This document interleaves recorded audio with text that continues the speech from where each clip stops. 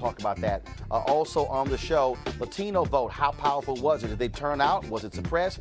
We'll talk to one of the pollsters with Latino Decisions about that. Also, one of the sisters who won yesterday, Ayanna Pressley. She's the first woman of color to represent Massachusetts in Congress. We will talk to her on today's show as well. Democrats take back the House. Black House members, their numbers increase. What is going to happen when it comes to them being in power? And also an absolutely weird, strange as hell news conference today with Donald Trump claiming total victory. Really, dude? Okay. And he fires Jeff Sessions, Attorney General. He has left the building moments ago that happened. Folks, it's time to bring the funk on Roland Martin Unfiltered. Let's go.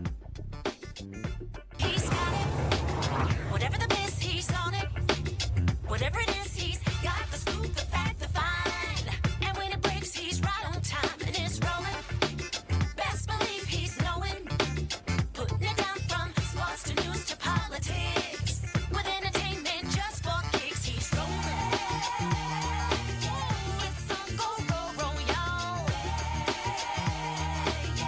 It's Roland Martin, yeah. Rolling with Roland now.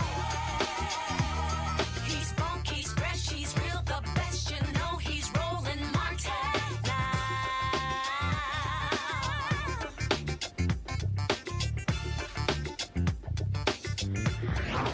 Martin.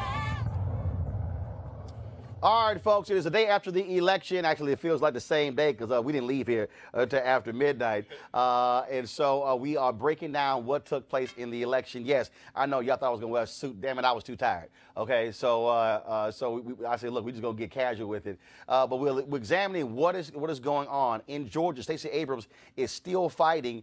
She is fighting so hard in order to get that race under 51%. Which would force a runoff. So that's what's happening in the Georgia race. Right now, Brian Kemp has 50.3% of the vote. Stacey Abrams is at 48.7%. And I need to double check that, folks, in the control room. Let me know, is it 50 plus 1, meaning 51%, or is it actually, could it be 50.1?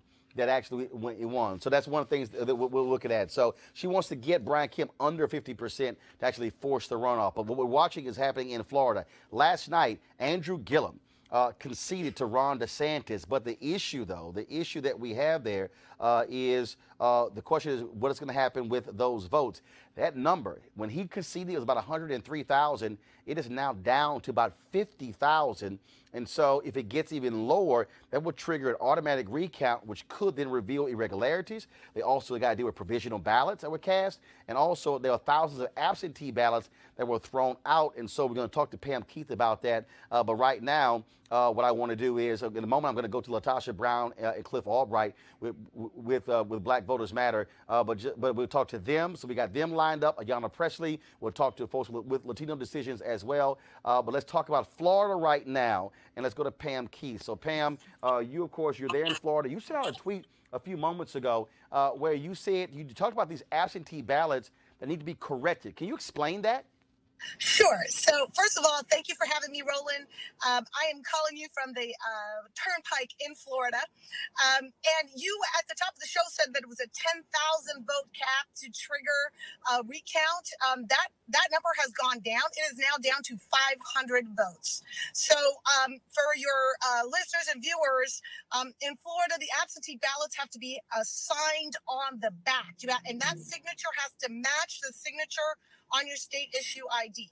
So some of those absentee ballots were rejected because the signatures didn't look like they matched. Some of them were rejected because there was no signature at all. But that can be corrected. That can be, you can perfect the ballot by submitting an affidavit with an appropriate signature. So currently, we are mobilizing our Democrats here in Florida to try to chase down those voters and say, hey, your ballot was rejected. Would you please sign this affidavit to perfect your ballot so it'll be counted tomorrow?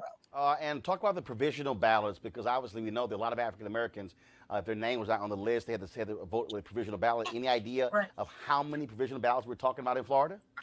I don't know, but let me give you some facts on how that happened. In Florida, we have about 2 weeks of early voting. In the early voting period, you can go there. They have these centrally located polling places like major libraries or community buildings or whatever. And so everybody goes to the same place for early voting. But on election day, you don't go to that place, you go to your precinct.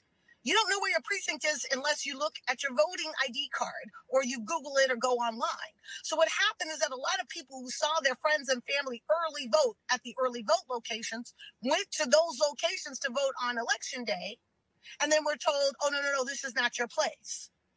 And so what happened was that they were forced to vote provisional ballots.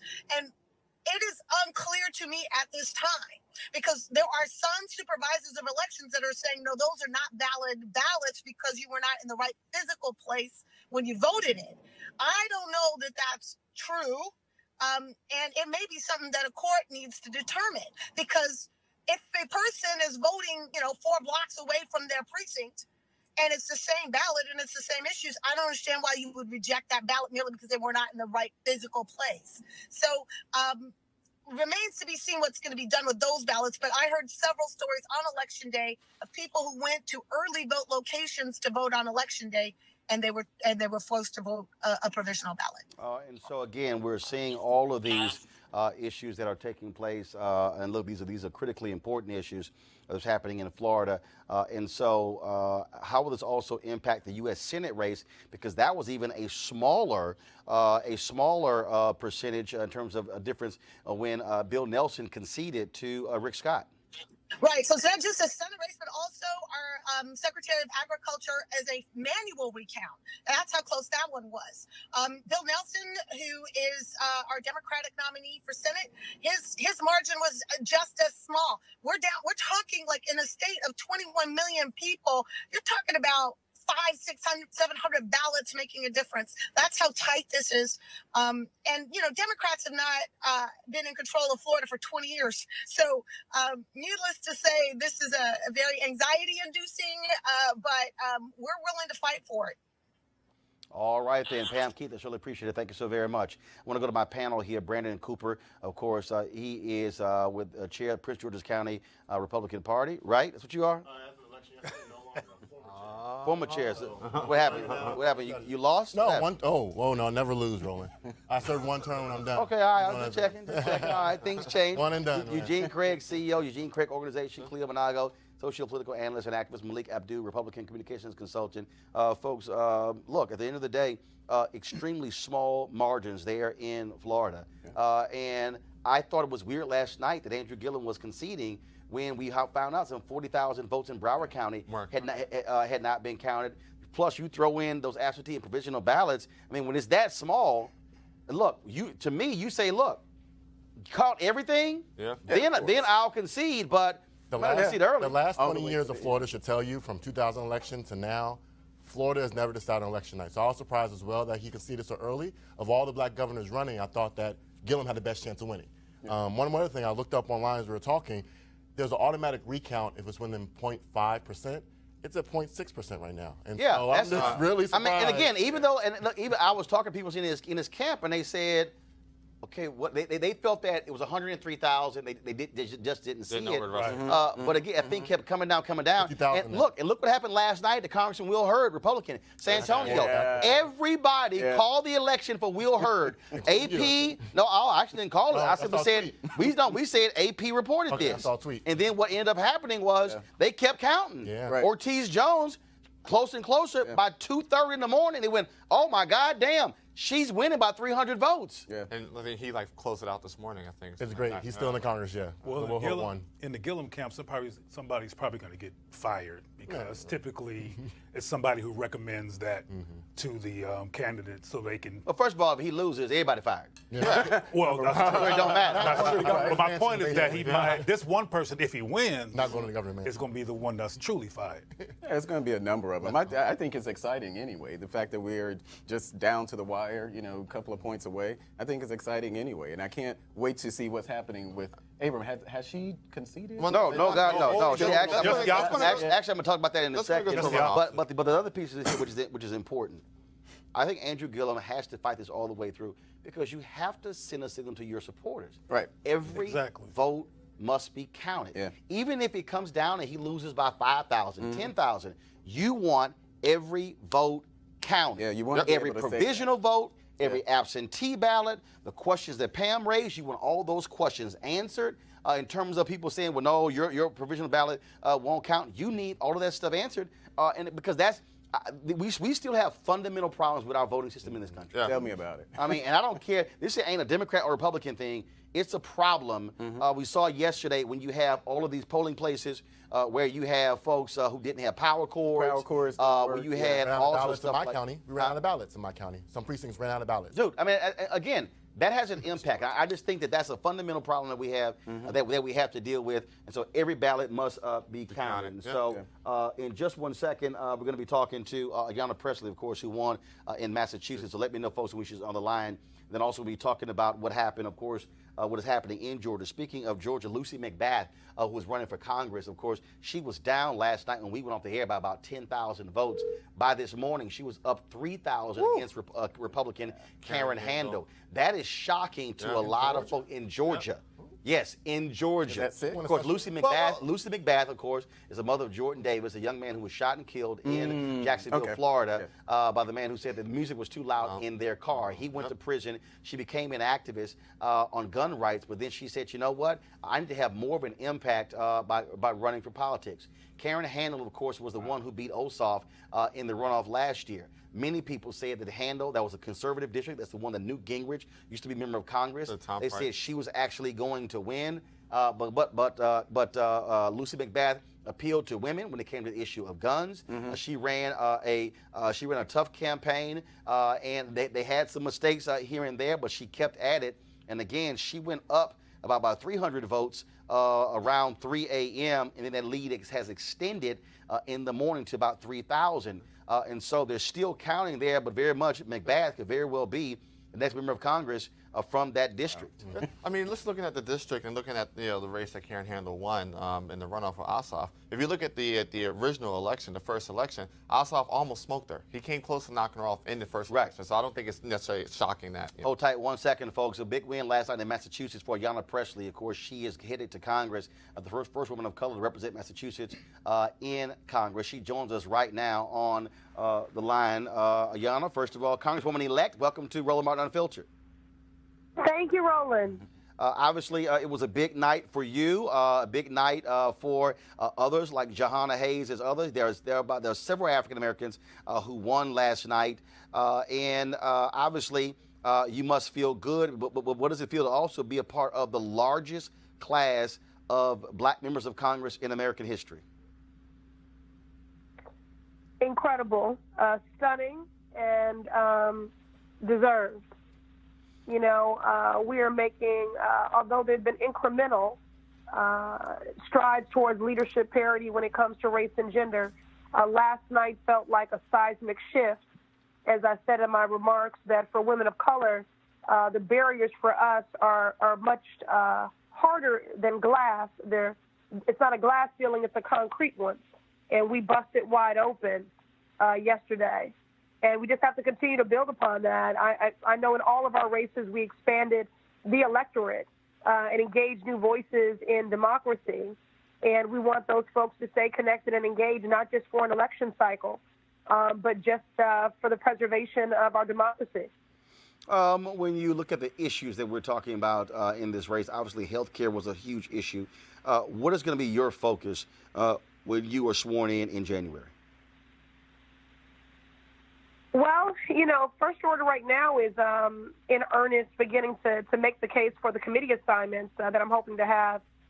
Education and workforce, judiciary for criminal justice reform, because there does appear to be, although for different reasons, a bipartisan appetite for criminal justice reform, and also for the subpoena power and investigative reach of judiciary.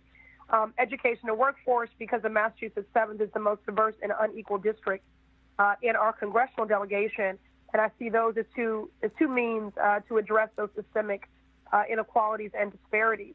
But before I can get to any of that, what I'm looking forward to is a conversation with Democratic leadership about the vision of the future and the direction of this party.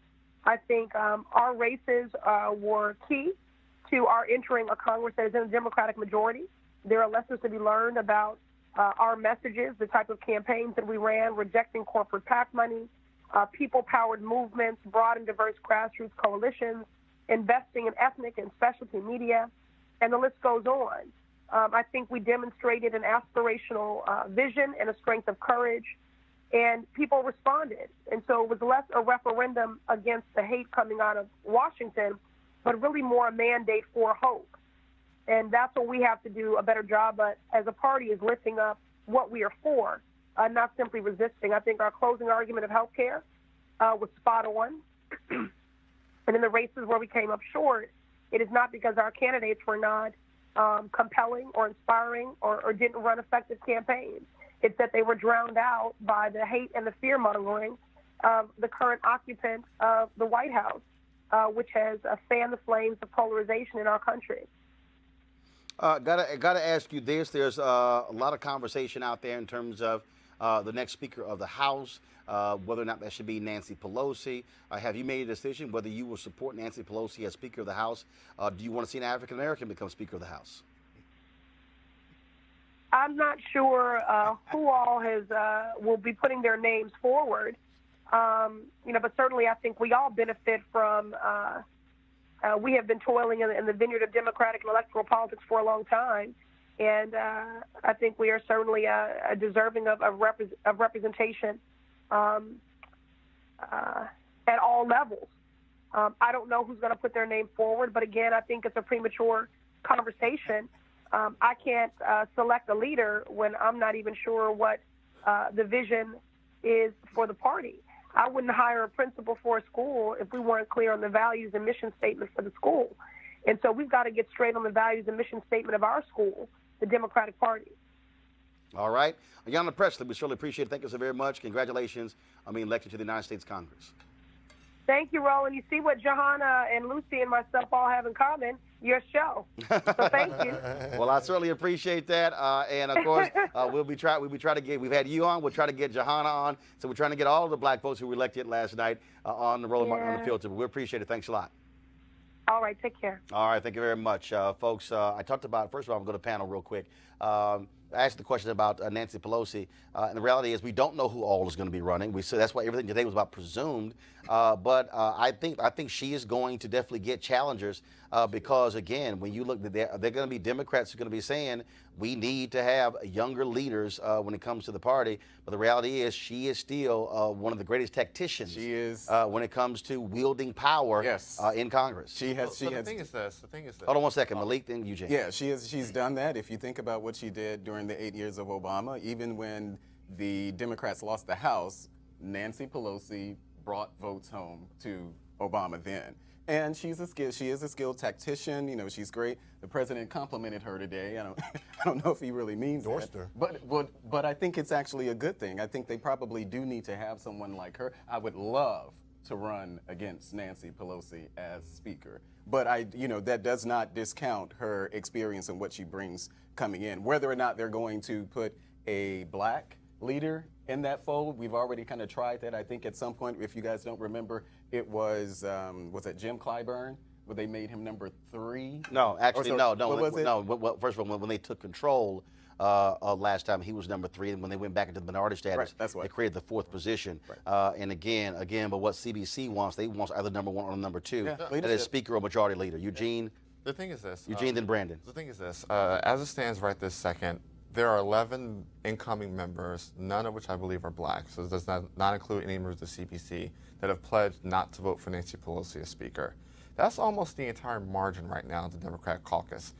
The vote for Speaker is an absolute vote on the floor of the House. It has to have an absolute majority. If it doesn't have an absolute majority, another vote is held. Nominations are reopened up.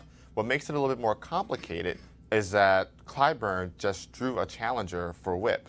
The member out of Colorado just threw her hat in the ring to challenge Clyburn for majority whip. So you're going to see shake up and down in that leadership chain. And I've said it last night. I'll say it again tonight. I don't think Nancy Pelosi is going to end up as Speaker as long as you have 10 or so CBC members join the other 11 members. Got it? Last night, me and Eugene made a bet that Larry Hogan would win by double digits. Eugene lost the bet, had to pay up. Let's make another bet today that Speaker Pelosi will be the Speaker of the House come next year. Last night, when she was speaking, the chants of Speaker were heard in the room. It went trending last night, hashtag Madam Speaker. You have Donald Trump coming out today saying that, she's going to be Speaker. Again, I understand all your cases for it. I agree with all the ROI, the return on investment that we deserve in the party. I do believe we should have a number 1 and number 2 spot. But looking at the political realities of Congress, I'm betting you, Roland, and you're going to do this as well, Roland, let me know. I'm betting you that Nancy Pelosi will become Speaker of the House. I don't give a damn about your bet. All right. Go on, Cleo. Didn't Pelosi, and I may be wrong here, but didn't Pelosi advise anti-Trump people to back off? Yeah, well, first of all, she said in terms of the whole idea of impeachment, Right, saying that shouldn't be the They're case. friends, just so you know. They've been friends for years. Because I think that's interesting that because one of the things I've been hearing about since we found out about this majority or this larger black Congress, including with Maxine being involved, is that there's going to be a larger push to impeach Trump. Have you heard? Yeah, of course. I mean, And it's coming out the Speaker of the House, which is a very powerful position, said back off. Right. So maybe that's why Trump likes her. Well, I mean, but look, Yeah. John Boehner, said a lot of things, and we saw how that ended. Paul Ryan said a lot of things, and we saw how that almost ended. The thing is, But Trump is the president. The thing is this. She's the Speaker. But here's a piece, and this is the reality because we saw with the House Freedom Caucus. Democrats, if they're the number, what is it, 227? Yeah. Whatever it is. Up by 5. Okay, so this is very simple. If you get 50 Democrats who say, You need 20. You don't need 50. You need. no, I'm saying. So what then happens is, because what Pelosi is going to do, if she's Speaker, is the exact same thing that Republicans did. You're not going to take something to the floor and hope you get votes on the other side. You're going to want that 218 in your own caucus. Yeah. And so the ability to be able, so the question is, will you have Democrats? And this is the one thing the Democrats don't do, the Republicans do. Have true hardliners. Will you have Democrats on that side who will say, unless this happens, we ain't voting? That's the whole issue right there. That's the whole issue right there. Huh? Trump. See what happens. What Trump said today, you might have all heard this too, that y'all talking about investigating me. Y'all investigating me, I'm going to investigate y'all. Got it. That's a paraphrase. He didn't say y'all, but Well, probably what you know what you're talking about. Well, it's one of the things we talked about, of course, what was happening in Georgia. Of course, Stacey Abrams, she spoke last night, and she made it clear she's going to continue to fight this thing out. They're still counting those ballots there in Georgia as we speak. Last night, we were talking to, of course, to Latasha Brown and Cliff Albright. They, of course, they filed a lawsuit against Brian Kemp. As it stands right now, you talk about a difference of less than 70,000 votes. Let's go live to Atlanta with Latasha Brown and Cliff Albright. First and foremost, glad to have y'all back. When we talk about what is going on here, Abrams did not do what Andrew Gillum did. She came out last night, gave a speech, and she says, we are going to fight this thing because she is trying to force this thing to a December 4th runoff. That's right. We want all votes counted. That in this process, we want to make sure that every single vote is counted. And I think that she did the right thing. When you've got a election that is this tight and is razor thin, and you combine that with some of the voter suppression issues that have been going on, what we want to make sure is that every single person that cast a vote, that vote is in fact counted. And when we think about this, Latasha, when we talk about what is going on there, we saw so many voting irregularities. Of course, we still have outstanding questions about mail-in ballots, provisional ballots, and so those are critical. And we know that so many African Americans have been forced to do provisional balloting because of the whole issue of voter purging. And you may, look, we don't know what's there, but you might have 10, 20, 30, 40, 50,000 votes sitting out there that could go the way of Stacey Abrams. Absolutely. That's very possible. It was the voter suppression was so widespread. There were so many people that got to polls and had to deal with vote to cast provisional ballots that it could certainly be 10, 20, 30,000 votes out there that need to be counted and a part of this process. And I think that's part of one of the downsides you see for voter suppression, that when there's voter suppression, right, you've got this environment where that actually leads up to black votes not being counted. But you also, if you're educating folks, as we did in the work that we and others did in Georgia, we told people not to leave the polls and to demand a provisional ballot. So we know that there are thousands of provisional ballots, primarily cast by African-American voters who went to voter suppression problems, their names not being on at the polling site, on the voting rolls. There was one woman who was a 92-year-old woman who voted at this particular poll in the primary election just a couple of months ago. She shows up to vote and her name is not on the voting list. But she cast a provisional ballot, and there's all kinds of reports that we received and witnessed on yesterday of people casting provisional ballots. So we know that there are thousands of those ballots out there that could be counted and could make a difference in this election. All right, Cliff. Again, when we look at these voting issues, I just thought it was right to Stacey Abrams to send a signal to her supporters that she wants every ballot to be counted, because even if she loses, it allows for you to then go back and study what went right, what went wrong, what were the numbers, what happened here, what happened there, to be able to deal with the next election, the next statewide election. Yeah, you're absolutely right, Roland. That's why we thought it was important for her to fight. We think it's important that we continue to count every ballot. We think that it's important. That's why this lawsuit was filed, that Latasha is the lead litigant on, because we need to open up this process, get more transparency. We know that with Brian Kemp, we've seen an unprecedented level of conflict of interest. And so we need to be able to see what's been going on with this process.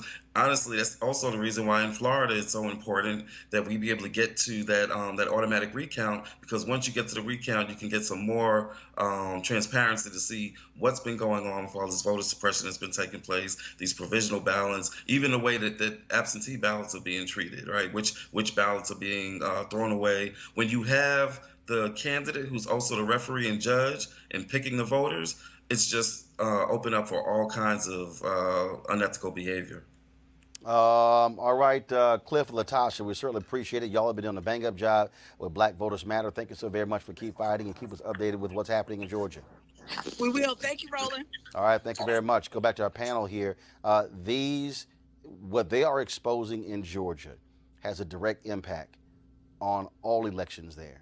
And again, when we see what happened there, what's happened in Texas, what happened in Maryland, what happened in Florida, what happened in Michigan, what happened, I mean, it's just crazy to me when you go around here and look, you even have, you need Republicans and Democrats to at some point say, look, let's stop playing games here when it comes to voting, which is why I just still believe that if they want to play games, you have to enshrine the right to vote in a state constitution to cut this nonsense out, because as long as you leave it up to partisan folks, you're going to keep having problems. Yeah, I agree 100%. Maryland, we passed a constitutional amendment yesterday that allows now for same-day voting registration on election day. Up until now, it's been you can vote, same-day voter registration or early voting, but now on election day, and I think it should go a step further, where it enshrines the right to vote. And also should be automatic registration. I'm fine. I Republicans passed in Georgia. I don't understand, huh? As the Republicans passed in Georgia. Well, here's the deal. Republicans can pass automatic registration in Georgia. Don't mean a damn thing when you're still trying to suppress it. It don't mean a damn thing when you have automatic registration, but you're still purging. It don't mean a damn thing when you got automatic registration, but you don't have cables for the voting machines. It don't mean a damn. Hold on, I ain't done. It don't mean a damn thing when you got a polling location where you got 300 people in line and you got three booths to vote in. It don't mean a damn thing if you got automatic registration in Georgia, but then you got not enough paper ballots. It don't mean a damn thing if you got automatic registration in Georgia, but then you want to cut out 7 to 9 early voting locations in a county that's 60% black. So and please, please tell me. First of all, the consultant who made the suggestion, I'm not done.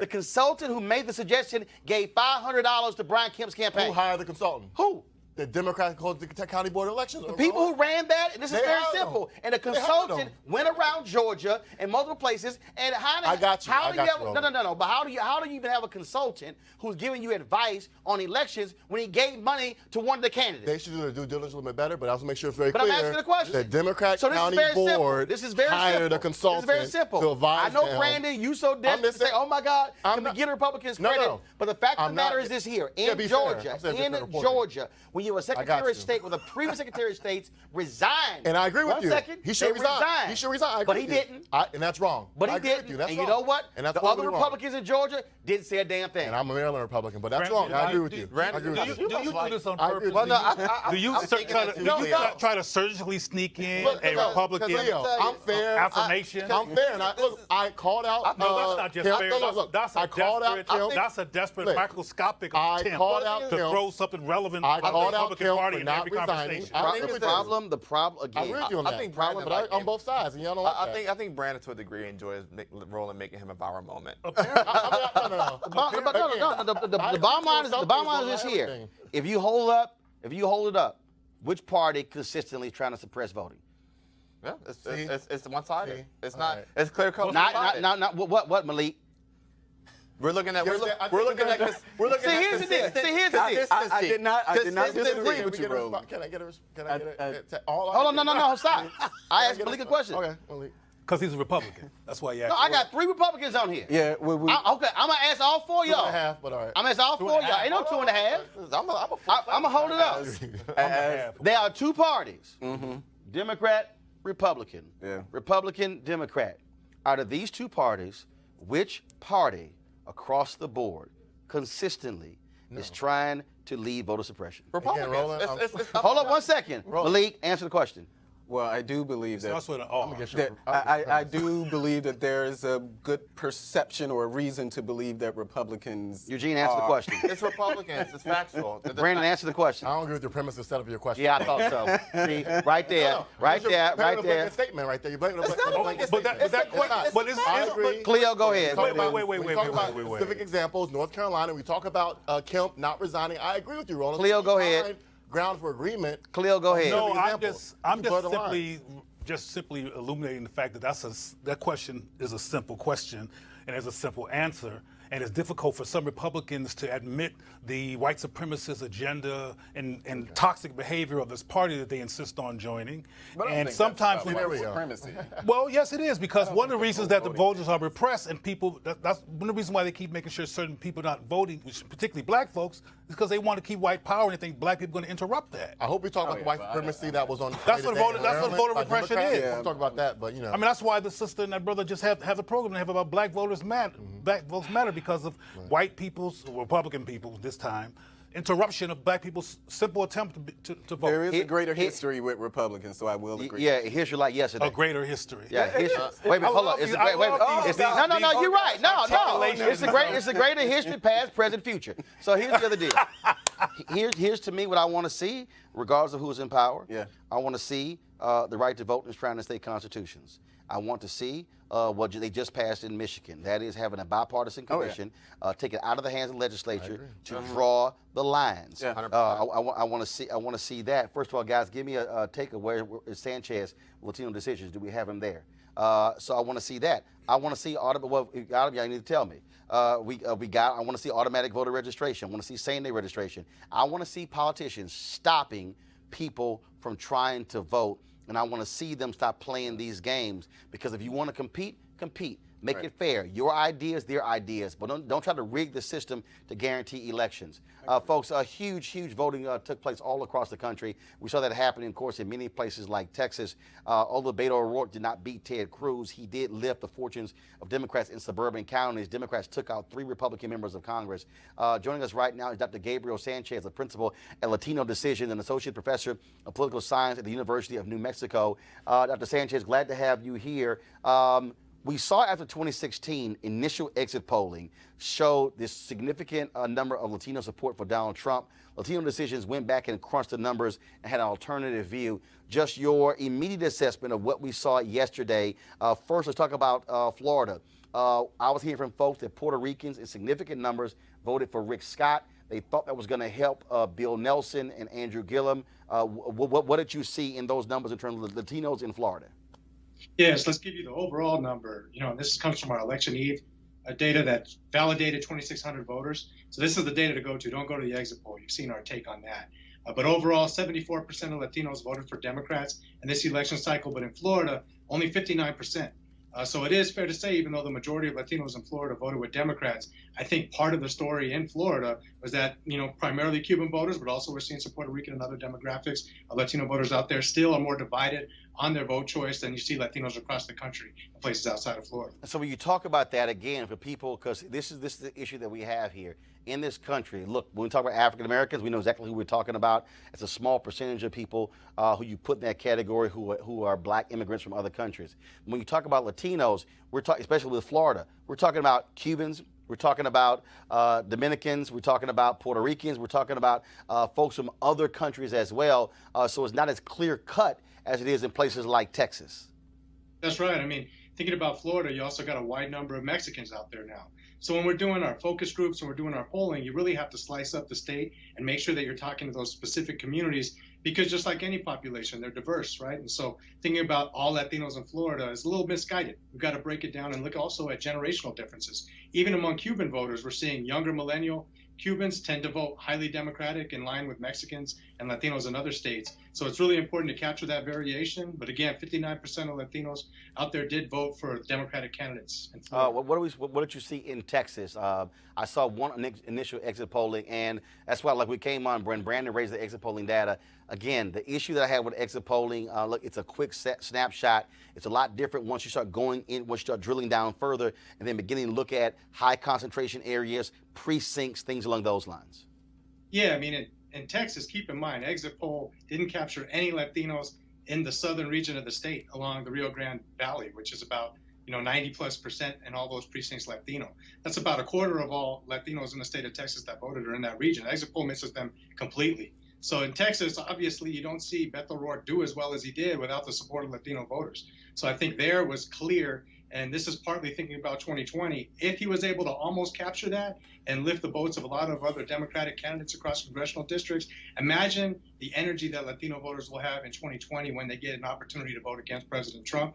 You saw the outcome of that in Texas this time around. It's going to be even greater in 2020. I still keep making the point that one of the most fundamental issues, first of all, before I get to that question, what is the number now of eligible but unregistered Latinos in Texas? It's still a huge number, thinking about percentage-wise. For as long as it was 2.1 million, has the number gone down? Is it 1.5, 1.6? Is it 1.8? Any idea what the number is? Yeah, it's been between 1.5 and 1.6 million. We'll know probably in the next week a little bit more definitive. So this is what I have been saying is very interesting, because when the 19 black women who are running for judge, who ran for judge in Harris County and all won, and so when I was out with them on Saturday, we were going down the street, and so we were passing. That was a Latino guy who was in his driveway watching all these cars come by with his police escort, and I shouted. I said, "Hey, have you voted?" And he said, "No." I said, "Why not?" He said, "I'm not registered." And I said, "Dude, you can't change anything not being registered." And then he says, "Well, that's not the only way the change was happening in this country." And then I hollered, "Well, what the hell else can you suggest?" And the thing that I keep saying is that the only way that number is going to shrink is if you literally have folks who put massive resources to move people into those areas where they're living in those areas, seeing folks every day, and literally mobilizing and organizing. It can't be done only within the framework of a political campaign. That's right. That's right. I mean, in the data that we collected, we asked folks directly, how many of you tried to mobilize, bring others in your network out to vote? Highest number we've ever seen for Latinos. So I think that's part of the equation, is getting folks out there, not relying on the parties, not relying on the candidates, but doing this more grassroots. It worked this election cycle. But keep in mind, one demographic group that we're talking about, African American and Latino voters, roughly half of all the eligible voting population from those communities are millennials. And even though more of them voted this time around than normal, all of our focus groups on millennials indicate that a lot of those folks will tell you they want social change, but they see social media, going to protests as more impactful in creating social change than voting. So I think it's really drilling down to that youth demographic and shaking them up and telling them, man, you're seeing the reality of election outcomes and you're seeing the differences that it makes. You got to get out there, you got to register, and then you got to vote. Well, look, I'm seeing that with some of these ignorant-ass black men I'm dealing with on social media who are saying that, oh, no, we need to have candidates who are presenting us a black agenda and that's just black. And then when I mention the black people who are actually running, like one brother's like, oh, there are no black politicians in the whole country who are representing black people. I'm going, damn, really? That like not one. And so you have people who believe they can create systematic change, and as if you can create systematic change without politics. That's nuts. Well, Absolutely. I mean, one other point on Texas, I caught y'all's conversation about voter suppression. I was fortunate with my colleague Matt Badetto, also from Latino Decisions, do all the expert witness report on the photo ID case in Texas. Fortunately, we won that, but 1.2 million Latinos and African Americans would have been disenfranchised if that law were to be able to hold up. And there's still a lot of speculation. We heard from a lot of people thinking, well, hey, I thought that photo ID law was in place. I don't have the right ID. That's why I didn't go out to vote. So that's part of voter suppression. Even if it gets defeated in courts, that lingering effect is real. And we hear from a lot of folks, hey, I didn't go because I don't have the right ID, even though the courts threw out the case. So I think voter suppression is a real phenomenon. And to answer the question y'all are batting around, if anybody can name one state that's been in Democratic hands that have pushed for photo ID law, I mean, that's a really important dimension of voter suppression that not a lot of folks talk about. All right, Dr. Sanchez, we appreciate it. Thanks a lot. Look forward to having you back on Roland Martin Unfiltered. My pleasure. Big fan. I appreciate it. Thank you very much. I want to go to our panel here on this issue. So it's been very interesting. So you had folks like that dude Tariq out there. Oh, no, there's no agenda, so you shouldn't vote. Then somebody told me that Corey Holcomb was saying, somebody said he gave these valid reasons why you shouldn't vote. Here to me, I think is part of the issue. One, the people who have for years sold the notion that if you only vote, that changes things. That's nuts, because you can't just only vote. I always say voting is the end of one process at the beginning of another. But the other thing is, I believe you have to also connect the dots. Because the reality is most people really don't understand the role that government plays in their lives every single day. To have somebody say, well, yeah, like literally one brother said, yeah, the people who run for DAs, they're part of the same system. Krasner in Philadelphia comes in and is changing the system as DA. Amaris Ayala in Florida. Craig Watkins, when he became the first DA in Dallas County, put into place a program to retest significant cases. More than 30 individuals, mostly black, who were convicted in prison, some as many as 20 and 30 years, were let go because the DNA was retested. That doesn't happen if that black DA is not there. And so we can't act as if you don't have black people of conscience who run for positions who say, I'm going to do the right thing in the position, and then go, well, no, they not real, they bougie. I mean, at some point, you can't satisfy some of these folks, Cleo. But Roland, see, you are brilliant, educated, and a political, you know what time it is, the day it happened, whose mama it was, and what day it turned blue. I mean, you know all this stuff. A lot of people in our community, and I'm not saying this is a good idea, and I agree with what you're saying in terms of the logic of it. But as I say over and over again, unfortunately, a lot of us are not coming from a place of logic. We come from a place of impulse. And when people come from a place of impulse and emotion, they rely on optics. And black males feel like they've been let down over and over again, including by Barack Obama. Who never directly addressed black men, not unless there was a Trayvon Martin crisis, and it was even abstract at that. So a lot of brothers are watching the landscape and seeing police brutality still being there, some people seeing black men still be murdered, wondering what the Congressional Black Caucus is doing, which from their perspective, they're doing nothing. And they feel like while they're dealing with being followed around the store and all the other traumas that black men deal with, that there's nobody in the explicit ways. Everything is all abstract, and then we have these black women affirmations around their voting power, and black men are not addressed, are not spoken to, they don't exist, they feel like it's all irrelevant. So what you're saying is all true, but it's all abstract, and people are not really understanding that. Reality is perception. And that's why, to me, why having the information where you can say, no, this happened, this happened, this happened. I literally had one woman who said, well, Roland, you got to really, hear both sides. And I said, by not voting, I said, sister, I said, I can't hear that side. I said, now, I'm listening to you. I understand what you're saying. And I said, and I can walk you through why I disagree with it. I said, but the problem she says, well, I got a black son, and change is not happening fast enough. And I'm going, look, first of all, that's been the mantra of black people for 399 years, not happening fast enough. I think what has to happen is, and this is to me also the difference that we don't see today, what Reverend Barber has been trying to do. The beauty of SCLC, the beauty of CORE, the beauty of, and I can't wait to, guys, we're going to replay the interview that I did with Reverend Dr. James Lawson, one of our greatest mobilizers, organizers, and thinkers. The biggest difference that we have is we don't have these institutions the citizenship education training. Dr. Dorothy Cotton, who just died a few months ago, she was over the SCLC's citizenship education training. This is what she said in her book, and even when I interviewed her. And guys, we have that interview. It's also on my YouTube channel. When you came into SCLC, you didn't say, I want to join SCLC, then boom, you went to the meeting. No. But what year was this? This was in the 60s. That's what I thought. No, but follow me here. But that's why I'm trying to get us to say what's old ain't old. Yeah. It can also be new. When you came in, it's environmentally old. This is what they did. They said, first of all, I need to find out who you are, how you think, and frankly, where you stand. And then they said they had to reprogram folks where they were, and then when they passed, then sent them back out. Yeah. We got to have citizen training. We got to actually have sessions teaching people about civics, teaching people about actually what is happening, as opposed to walking around going, "Oh, ain't nothing happening." Well, I think it's what you said, earlier when you started off and saying that there's been a failure to connect the dots.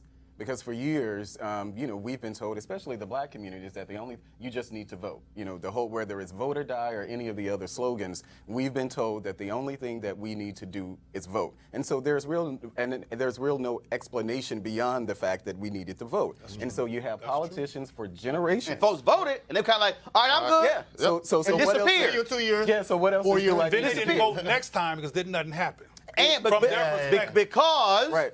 After the election, then it was like, okay, no, you still got to show up. You still got to hold them accountable. It's a 24/7, 365 process. I mean, and I agree with you. It falls on the politicians, it falls on the candidate, it falls on the organization's responsibility to keep folks engaged, to keep voters engaged. So you see the small wins. So you see if I give a historical point, when Ted Kennedy died, and Scott Brown got elected in 2009 in his seat. That was a small win that helped catapult Republicans taking the House in 2010. Oh, that's a good point. That was a small win. When Doug Jones won last year, that was a small win that folk could see and touch and experience that helped propel what happened yesterday. Cleo. If we want black people to vote, particularly black men, but everybody should vote who's black and everybody else, but I'm talking about the people who feel the most alienated from my own research and observation. Right. We have to not just say, look, you better vote and you better, come to break down with all these theoretical facts that you often break down. We have to actually take seriously and engage their perspective, their worldview. I mean, back when Lawson was doing things, black people were less confused. We're now very, very confused. You got black folks all in large with blonde hair. Sustained. Okay. Cleo, in court, sustained means the judge agrees with you. Okay. I should have known Cleo that. did not see the movie Best Man. No. Go ahead. No, I did not. But I'm telling you that, Go ahead. that black folks. The other day, I was in Baltimore and I saw. Well, I probably shouldn't say this. That'd be too controversial. Anyway, black folks are confused. Well, Brandon. Hold on. Cleo, then Brandon. I want to back that up. Black people are confused and are being chastised for being confused.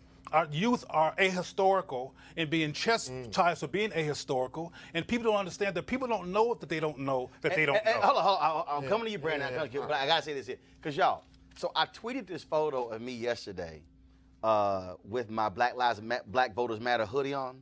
I said, you need to vote because Trayvon Martin can't, because Jordan Davis can't, because Ayanna Jones can't, Rakia Boyd can't. So I've had some people on my side, I'm like, oh man, you out of touch with how you raising up the dead to force folks to vote.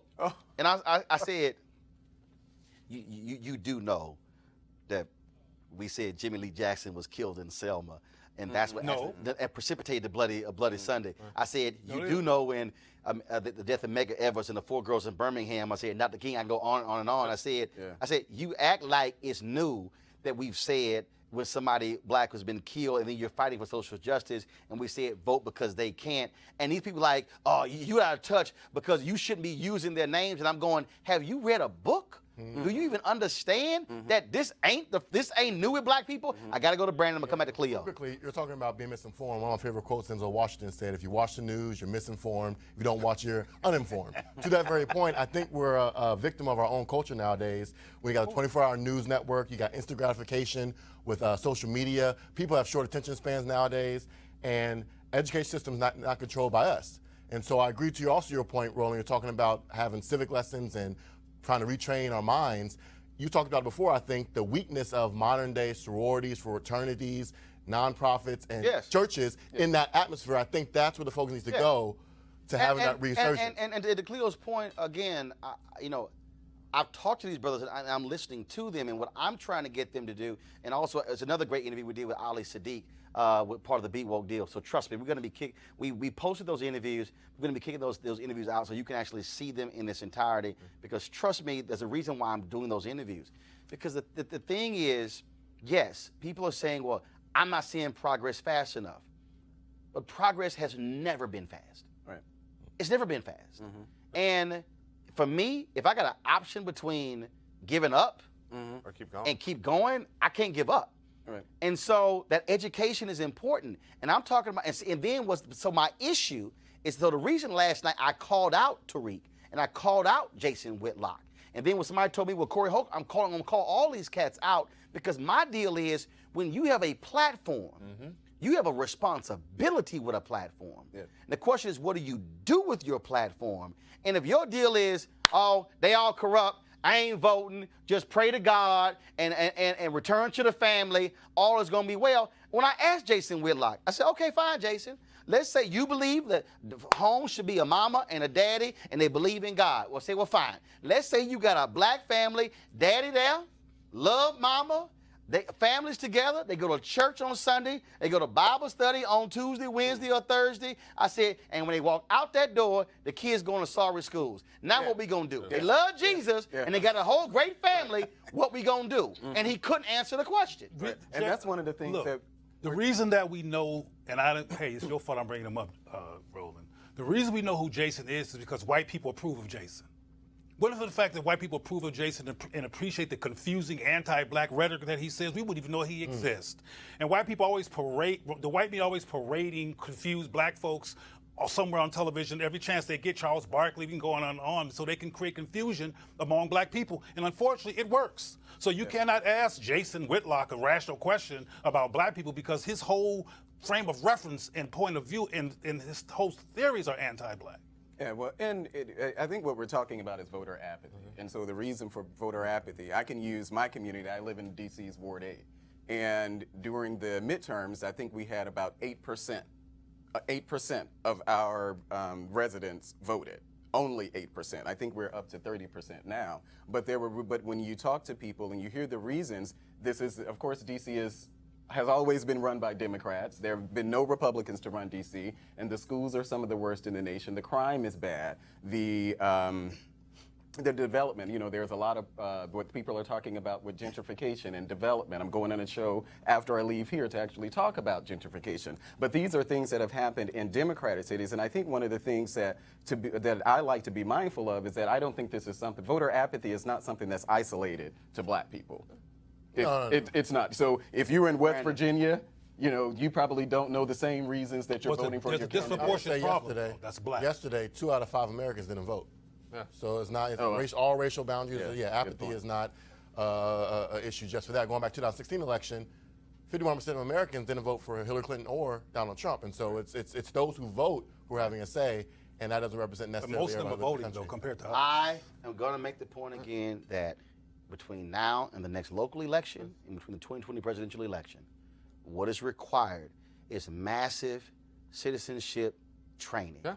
What Reverend Barber has been doing with Repairs of the Breach and the Poor People's Campaign, they have been going to these places, and they have not been holding rallies. They've been holding training sessions. They've been holding teaching. Reverend Dr. Jim Lawson in the Nashville movement, he told me something that was amazing. He said they spent 3 months discussing why they were doing what they were doing. Then the next 3 months, it was what they're going to do. Folks, that's 6 months That's a plan. of them sitting down, conversing, hashing out your crazy idea, your crazy idea, your crazy idea, your crazy idea. He said it was all this back and forth. He said because what we were trying to do had never been done before. He said, so we need to know what the hell we were even doing. And so, and it was amazing because again, walking that through it and see when we talk about Diane Nash and James Bevel and all these people, they all came out of Lawson's Nashville movement. They were trained before they even got to Dr. King and SCLC. They went through training. We have people, and a lot of Black Lives Matter activists, and I'll say this, a lot of them were doing the training as well. But the issues that we have is we have to have that massive training. That's where the dots are connected, and that's where people go, oh, I ain't realize that person impacts this and that impacts this. Now I see why you saying you got to vote. But also, it's important to trainings, but not in an echo chamber. I want to credit you with having a diversity of thought in these discussions. It's needed. No, I said training. I didn't say. I'm agreeing with you. I'm adding to your point. Training means everybody. I'm adding to your point. And it's not always going to understand, but you recognize that value of that. I'll make sure. Training means everybody. Training means everybody. Not everybody recognizes that. I'm reading it with you. Leo. Well, I agree with what you're saying, but I also want to reiterate that back in the day, in the 60s and 70s, we were a lot less confused about what our enemies and what our adversaries look like. Right now, some of us got more blonde hair than white folks. I'm talking about right now. So my point is that we need contextual discussions like what you said, but we also need to address the scar tissue that have resulted from years of no conversation and that has festered into mass confusion and people being alienated out of this whole process. And again, though, I just give you just real quick a couple of things here, and I'm about to address this fool here on Twitter. It's perfect examples. No, seriously, because like this guy goes with his ass guy in alpha gear, ain't no different than a blood banging on a crib. Okay, that's pretty stupid. No, because follow me, because what he's saying is, oh, you in a frat, that's same as the blood or a crip. First of all, I'm not killing another black man. I'm not committing crimes being in a fraternity. And we all went to college. But here's the second one.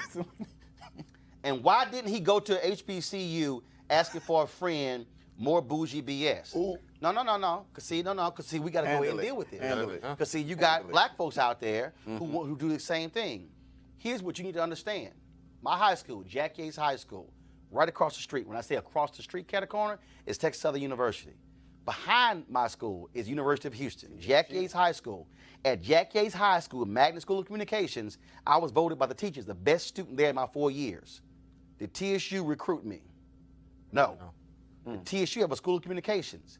Yes. University of Houston, PWI, School of Communications, they recruit me? No. Prairie View A&M University, it's the HBCU, 90 minutes away. They were on our campus my whole 4 years there. Did they recruit me?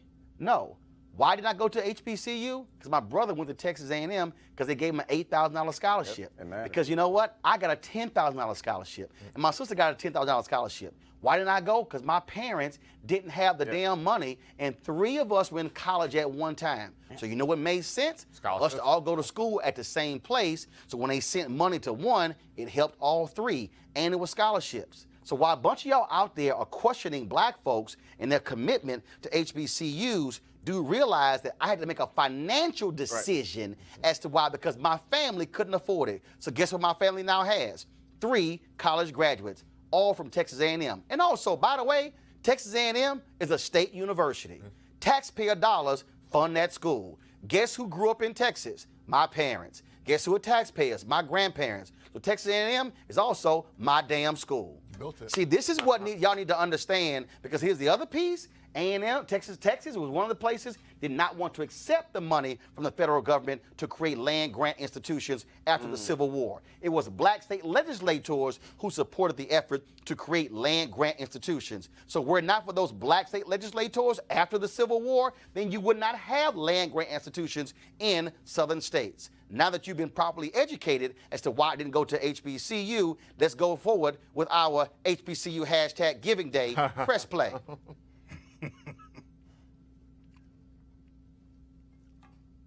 I want to see the stinger. Our Giving Day is up for right now, folks.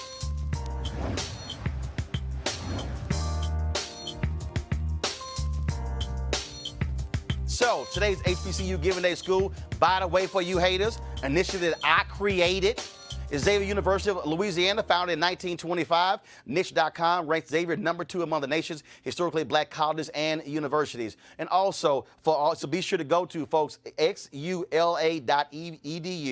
xula.edu. And of course, they are #1 in the nation in the number of African American graduates who go on to complete medical school. And so, and lastly, for the brother here answering, bunch of HBCU graduates, cut a check to your school.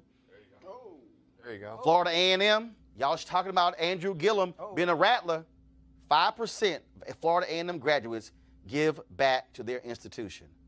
5%. Wow. That means that 95% of all the Florida A&M University graduates don't send a dime or a nickel or a penny back to their alma mater. So all I'm saying is you're going to walk around with the letters on your shirt, on your jersey, or on your sweatshirt, or on your hat, or your license plate, on your keychain. Then you might want to send a check back. That's all I'm saying.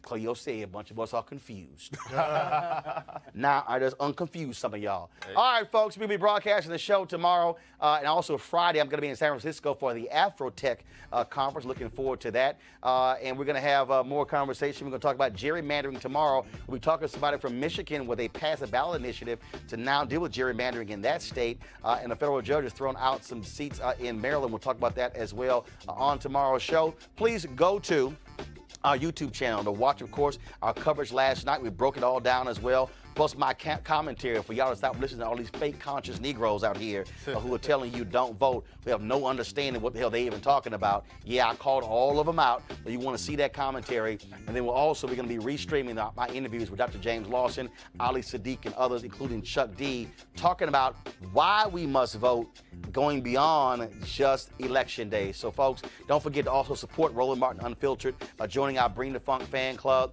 Your donations make this possible. If you want to say that we need unfiltered conversations, because I can tell you right now, give me a wide shot, please.